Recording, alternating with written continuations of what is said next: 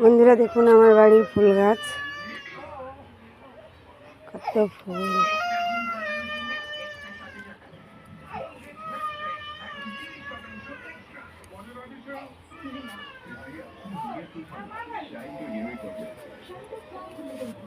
দুপুরে কাঁকড়াগুলো আজ রান্না হবে।